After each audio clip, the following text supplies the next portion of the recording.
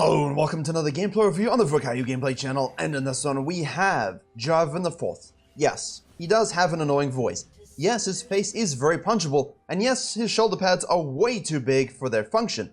But, you know, like white bread, as I said in a video a few months ago on the main channel, he's always useful. You know, he can gank, he can go tank, he can go assassination in ADC mode, and now, with this percentage current HP buff from 8 to 10 on his passive, plus a 5% bonus AD boost to his ultimate, you are looking at no longer a slice of white bread, ladies and gentlemen. Although, this skin might make you think differently, you are looking at a piece of whole wheat, a piece of whole wheat toast, full of fiber, great for your breakfast in the morning. I have no idea where this is going. But we have Virkayu, the rank 1 Jarvan player on EU West. Unfortunately, there haven't been a lot of replays, so, and he's been testing it today. Not a lot of success. This was the one game that really, went well for him, but not in the classical Jarvan sense, which is why I wanted to sort of go over this one. Now, you're against an Ivan, so you could be concerned deeply about a potential invade. Runes on your screen now, I always would like to leave an early ward just to see if he's going to do it, you know, so I can read and react, especially if you're going to full clear like Virkayu likes to do. I mean, on most of his champions. If you saw the Lee Sin video on the main channel about his challenge with K-Driller's Lee Sin, you would have seen that he'd love to go that Gore Drinker, Ingenious Hunter, Tenacity Lifestand, exact same rune set as you're seeing on Jarvan here, except with a lot more farming involved than you would classically see. The Lee Sin example was a great one.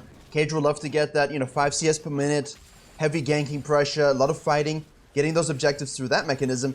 Whereas Virkayu is happy to let his laner suffer. If there's nothing available when he's in the area, he will carry on going. And you'll see a good example of that in this game. Now, we are going for a full clear Jarvan. Full clear Jarvan, ladies and gentlemen, and you can do it by 315, so don't say you cannot. That's the beauty of this change to him. The current percent HP is always, you know, really appreciated by junglers.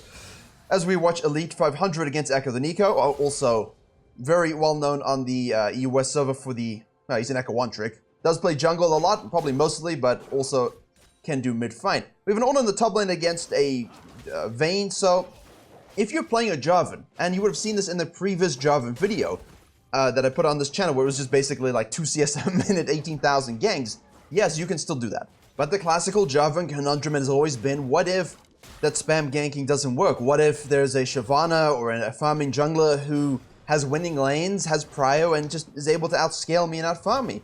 And those ganks, those risky ganks, you know, all ganks are kind of risky inherently, don't pay off.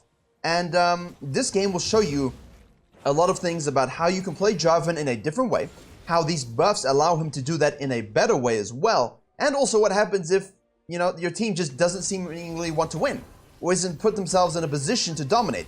However, with a full clear, you can still gank top lane, and if they pick a ranged top laner, start on your bottom side, get to the top side, and then punish them for picking a ranged top laner. Of course, we must protect all Ornns, because Ornn's the best champion. Now, this is absolutely standard, right? You're going to go straight to a top lane gank from a 5 camp, a 3 camp, a 6 camp, doesn't matter what your intentions are in terms of clearing, that's the kind of tempo you're looking for. Bottom lane dies with the assistance of the Ivan. We didn't watch that because we're watching the Jarvan, but if you are in the game, you can see that on your minimap, pay attention to it. Now, we put a deep ward, and we want to go for the Krug invade, because if you see the Ivan do that gank, and actually, let's reverse it just so we can, because I'm talking about Jarvan here, and there's an enemy jungler on the team that deserves to be recognized. Here we go. So the Ivan shows up 20 CS, okay? Typically, that will mean 5 camp, no crap. And because he has both buffs, you can tell this immediately. So what Virkayu says is, all right, I noticed that. It's highly likely he did some kind of reverse clear Ivan nonsense that allowed him to do that. He would have taken the bottom side crab afterwards, and now I can go and steal the Krugs and potentially cheese the Vayne again. However, as you can see, Chovy Enjoyer just wants to farm and have a huge CS gap, shows up at this time, and Virkayu also might have just been looking to simply cheese the Vayne and try and kill her, but obviously range top, and now you're in a bit of a precarious situation. The Vayne is destroying you because she has the benefit of just auto-attacking, and you can't dodge that. And we see the Ivan show up, and now we don't want to do a lazy back. Please don't lazy back here and die. We can just move out of the way and go base. And obviously, because we sequenced upside, we're going straight to the bottom side also. Now, most Jarvan players will say, you know what? That's pretty normal. Yeah, I agree with you. but current percentage HP damage, max percentage HP damage, all these changes always feel really good. That hook. Always feel really good on junglers. You know, whether it's clearing, fighting, whether it's champion-based or not, it doesn't matter. If it helps us clear faster, we're happy. If it helps us do more damage to ganks, we're happy. And whenever a jungler is allowed versatility in terms of their play style, they tend to do much better in the meta. And his win rate, ladies and gentlemen, has gone up significantly. Almost by the same length of his swim shorts, 5 inches. 5%. I'm going to stop talking about that now. We're going to go back straight away to the game. Into your Raptors, into your Krugs, that's absolutely normal. This allows you to sequence down and look for a counter gank, lane gank, something he likes to do. The quadrant clearing concept, very much a pioneer in that aspect. The Jungle Roots video I released on my main channel last year about that fast level 6, camp sequencing, quadrant clearing, that was him. You know, he sort of comes up with these different ways to maximize that jungle experience at every turn. And this is just basic practice. You know, if you want to gank bottom lane before you go to your bottom side quadrant, you can do so. They engage. We hit the knock up. Ivan shows up with a nice counter gank. So we can maybe assume that it was warded. We have a look. No. Just simply heads up play by the Ivan to rotate there from his clears. You can help push the wave. Good, good, good, good. And off we go. Clear this ward. Or let them clear it. How nice and generous. Place this ward, and now you get this crab. However, what a lot of junglers don't do is when you make this play, right, to deny, to push back as they reset, they don't use those numbers to go get the objective. And in Korea, they probably would not do that as much. But on EU West, we do love our dragons, as we always say. I think if you get, and I sort of covered this in the low elo, getting out of low elo video I just released on the main channel yesterday. The same kind of example happened. Just by sequencing properly, looking for impact, even if it doesn't pan out, the intention to do so leads to these advantages where you can get them on the dragons, clear your red, and go back to base. Now, this is good because we see the Ivan gank again. He's got Mobies. Now, you could go for the Moby Boots rush on Jarvan as well and look for that kind of cheese, but we want 7 CS per minute and we want 85% KP. And that's what we're going for here. So keep that in mind as you're watching this. The intention doesn't always, you know, have the result that you want with it. It doesn't mean the game is over. So our Grump has been stolen, and as soon as your Grump has been stolen, please scan your jungle. Because if your camp has been taken 99.99% in a higher-ish elo, even a mid-elos, you're going to have wards be left behind in that case. This is kind of predictable. You don't have a scanner up. The Vayne is playing. This is heads up. The Vayne is playing heads up here. Wards, yeah, that's just good. She has pressure. Ornn's going to TP bottom lane to try and counter gank the fact that the Ivan is back there as well. Daisy has been activated. Which one is Daisy? Which one is Ornn? Help. Hooked over the wall. Blitzcrank is the better hooker in this game. I don't know if this is something we really want to do because now you kind of... The opportunity that you had as a jungler is when Ivan's bottom side, you can counter jungle, you can take the Herald, you can gank top lane again, and if Ornn just chills, the Vayne just can't afford to walk up, you know? Not in this situation, but in general, if your top lane has a freeze, you know, just by having a good old fat positioning here, and you know that the jungle's verticaling, the Vayne has to respect it, and if she doesn't, she dies. So, it's unfortunate that TP was made, but you know what, we'll take it. Sorry, my bad XD. I appreciate the attempt to save your bottom lane, but not all bottom lane souls can be saved. Now, the attempt to gank has been there. Because he's done that in the flow of clearing his jungle, and the fact that he's Jarvan IV, we're getting a lot of objectives as well. We see the red pings on the minimap as well, that's what I'm looking at. Always look at the minimap, even in replays. Just have a look, see what shows up. Obviously, when I'm talking to you and looking at the webcam, I will miss things, but in-game, you don't have a webcam. So don't miss them. After the Herald, retreat back to your jungle, and this is very important. Well, we know what Ivan is doing. He's camping the Kalista. Now, Jarvan, what he did was very important. He took the Raptors and went to the Herald and then fell back to the Grump. And this is something I talked about. Ornn is doing the business himself. He's got business to do. Well, oh, nice fadeaway Q. Good job. You all know I love my Ornn. So, Jarvan rotates up. While he does this, he's going to activate the Herald here while we have 2 mid lane. Elite 500. Good flash, not good enough because that W radius is significantly larger than you'd ever imagine. Anyway, ganks top lane, sees Ivan bottom lane, takes the outermost objective, in this case the Raptors, falls back to the next outermost objective, which is the Herald, the Void Beetle, the Scuttle Crab, what have you, and then falls back to his camps. Because now the Ivan will leave the base. Oh no! Oh no! Oh no! He's chasing a rabbit, but the rabbit's long gone. You know, it was there yesterday. And what it allows you to do then is react to counter gank or assist ganking the top lane, which is what he did, and we get 5 blades. So you might think, oh, hold up, Ivan is 105. Yes, but our Jarvan here is 4,400 gold. He's 500, he's 1,000 gold ahead.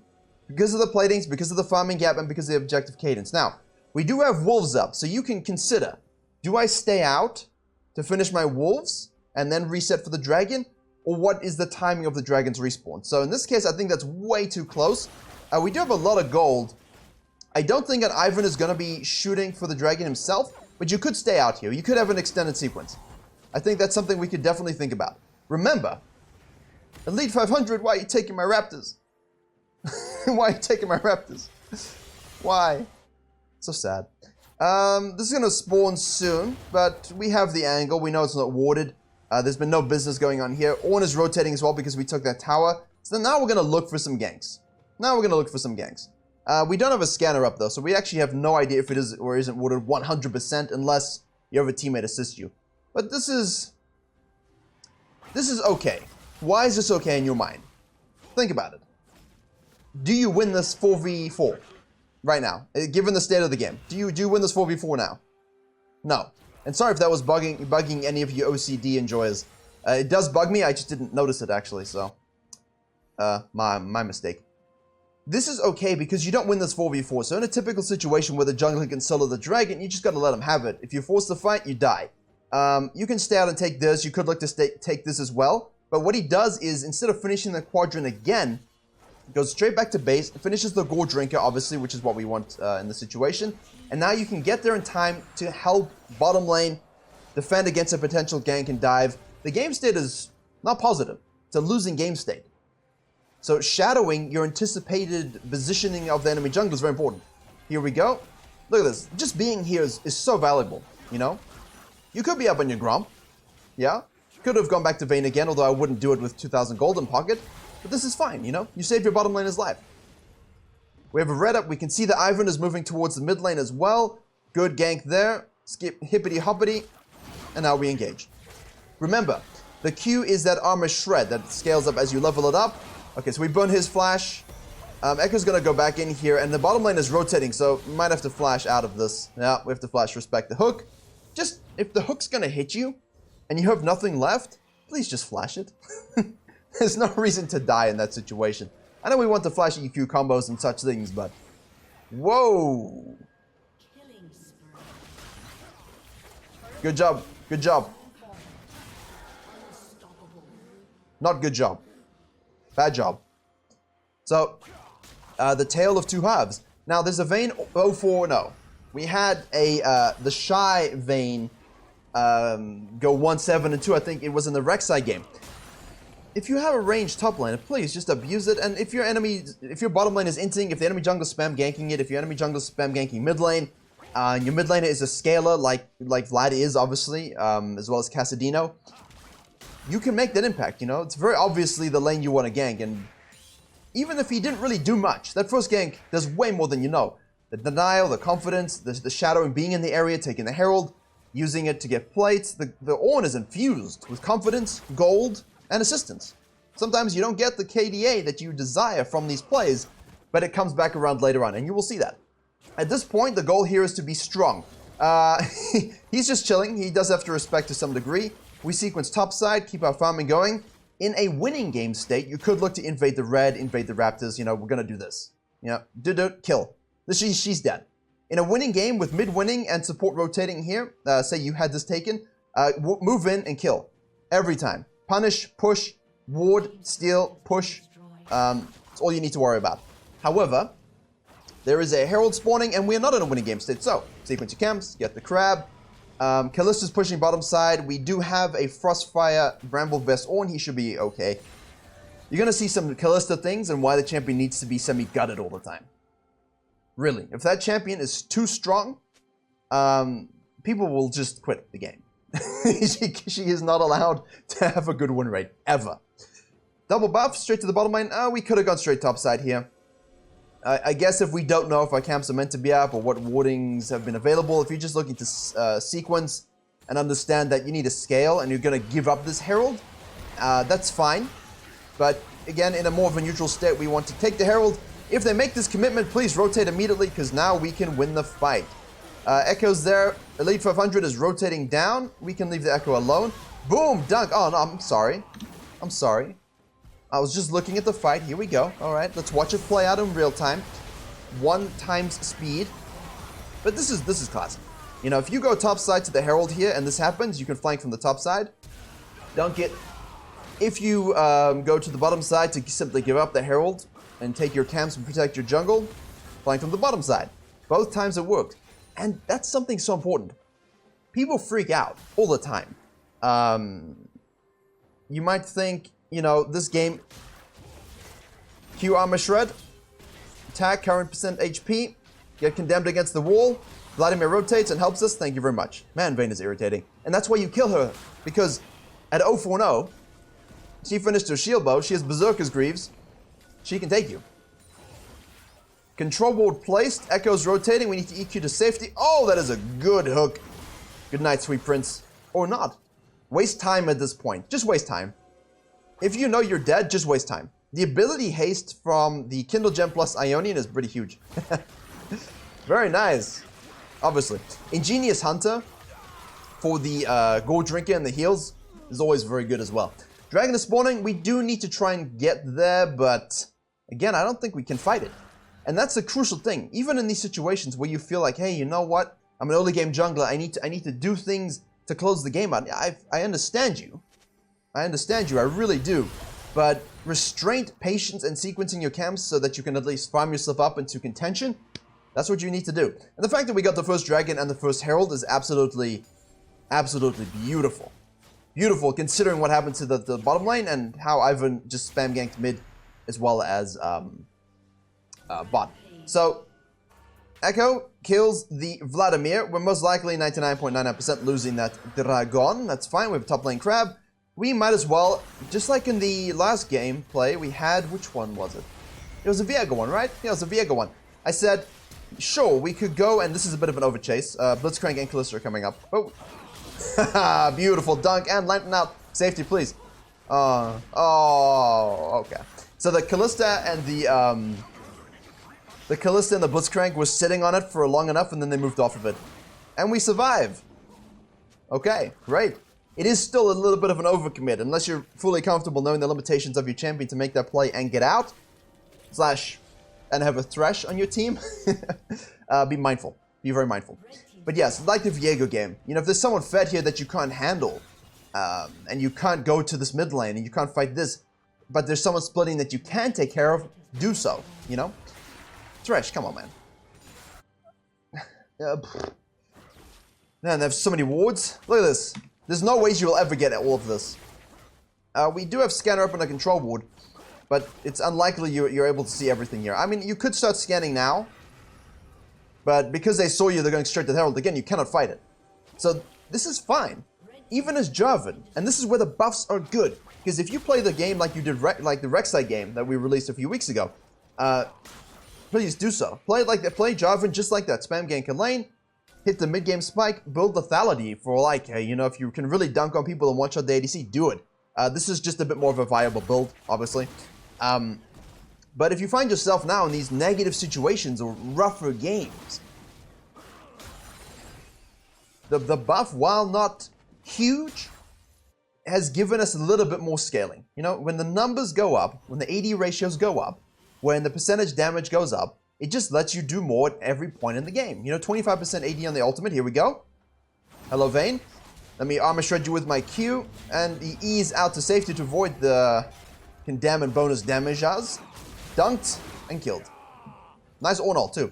So, people worry about these games. You probably could lose a Baron here. So it's important that we rotate up. Might as well take the Crab first. They don't want to do it. They don't want to do it. I mean, what's their map state like? We don't actually know. If you don't know their map state, it could be a possibility, but as soon as someone shows, you know they're not on it, so. Group up. Yeah, people get really worried about these. I keep getting sidetracked because I'm not pausing. I'm trying to get as much information as I can while making it an enjoyable viewing experience. And they think, well, you know, we're doomed. The Fed Calista is a Fed Echo. Yeah, but look at the team comps. On ult, Jarvan Crater, Elite 500 on Vladimir with his ult, and an Aphelios with a Thresh. I mean, who wins in a 5v5? Probably your team. And you get Ornn items. You get those Ornn upgrades, which this is already done. And when he hits 14, we can spice it up as well. We are now 14. So someone is gonna get an upgrade very soon. I wonder who gets first. I think you have to give it to Gurren, no? Why would you take that fight in a chokehold versus this team comp? I have no idea. Jarvan says no. Okay, here we go. Watch this. Watch this. Watch this. Yeah. With the with the shield. Oh, it's not right. Oh, it's not right. Can we hit it? Can we hit it? Good Ornn ult. 10 out of 10. They never expect a last-minute ram. Never do. We did have some pressure here from the Vayne. She's not in the game whatsoever. But look at this. When you win that kind of fight, like the first step here was, as soon as they get a little bit of impatience, counter jungle you and try and, you know, dive mid lane, react to it, win that team fight, because your team fighting combo is so much better.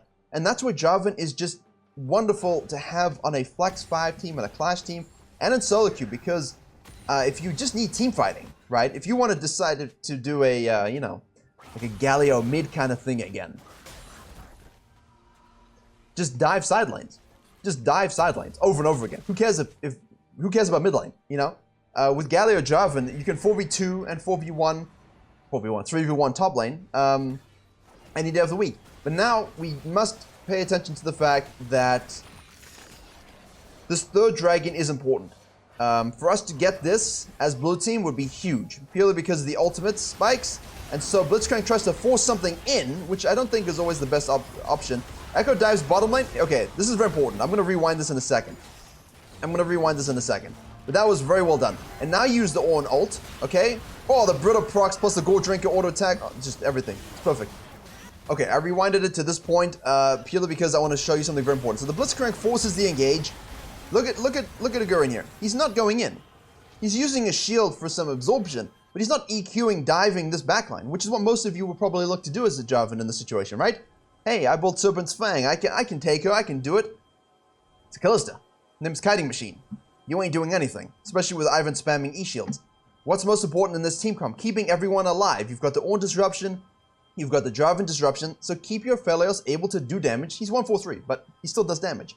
And same thing for the Vladimir. So he turns his focus immediately onto the Echo. Okay? Good stun, good flash, good dunk, right? Dead. Now, because you've done that, they can kill the Daisy. Ornn can use his ult as a secondary engage. You hit the EQ to activate the Brittles. You get the heal, you get the auto attacks. He hits a very nice EQ onto the Vayne and she dies. And now you can Baron and Dragon and Inhib. You know, it's all on you. Now, if you're a Jarvan in this situation and you farmed yourself up a Storm, your swim shorts are looking good, your quads, you know, you did some Bulgarian split squats, you're feeling a nice pump, and you just dive in the back line, you're not going to win these fights, you know? Especially if your teammates are all dead. If your Vlad's dead, if your Aphelios is dead, sorry I hit the microphone, you're not going to have a lot of success. So, farm it up, know your team fighting role, dunk the right person, doesn't matter who it is, you will get absolute free objectives. Thank you, ADC, for going to the dragon. Good job. I like it when they do that. Finish off your Grump, we have 1600 in pocket, that gives us a chain vest. You could look to... Do we want to stopwatch this? Do we still want to go GA? Kinda. No, we're going pickaxe. Okay, okay. Death's Dance it is, I suppose. But the pickaxe always... the GA and stopwatch also works very well. Especially in these kind of games where you just want to end. And the only thing left that could throw the game is if you make a mistake, right? And you die. Echo, almost. Jarvan has arrived. Don't worry, I split, I dunk. You get die. Okay, he gets die. They rotate from the mid lane to the bottom lane, which is exactly what you want to do. Don't overcommit here, dive and die. You get 2 on the bottom side, that means you're outnumbered the mid lane. Please, if you find yourself in this situation, pull back, wait for your Jarvan to rotate. Hello, Vayne. Let me just help you out there. Oh, she pressed a button, and now she survives. We also have the Vladimir rotating here as well. We can tank this. W is good. This is what's something that's interesting as well. If you wanted to go full damage, because of that 26% armor shred at max rank here, if you use that first into, say, a Prowler's Claw, into a dunk, Cataclysm, with lethality, that was a good hook.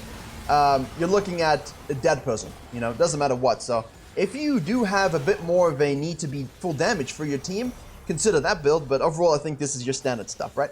You can also go Steric's Gauge, Death Dance, GA, whatever you need to farm the game up. And you'll see this, I mean, 85% odd KP, second highest damage in the game to the Echo, by the way. So you might be thinking, well, how 1v9, how much of a carry was this game? Yeah, his team played well, but it's rooted, not a pun for the Ivan, in the stability of having a Gurren as a jungler, knowing that his camps are under his control. He got a few early objectives, even though the game state was losing, and that held them to the point where they could actually just win those fights, AoE them down. And that's how we do it. There you go, buff Jarvan IV. Can we end here, please? I'm hoping for no throws. Okay, the Aphelios route into death is great. Another good hook by the Thresh, thank you very much, and they should be able to end, so. There you have it. I think Jarvan is significantly better than he was with this buff, even if it was a small numbers adjust. Just the versatility enabled into the terms of playstyle and itemization. If you're looking for flex 5s and Clash, this is the champion to use. If you want to gank a lot, do it. Try the AD builds and let me know how it goes. Yeah.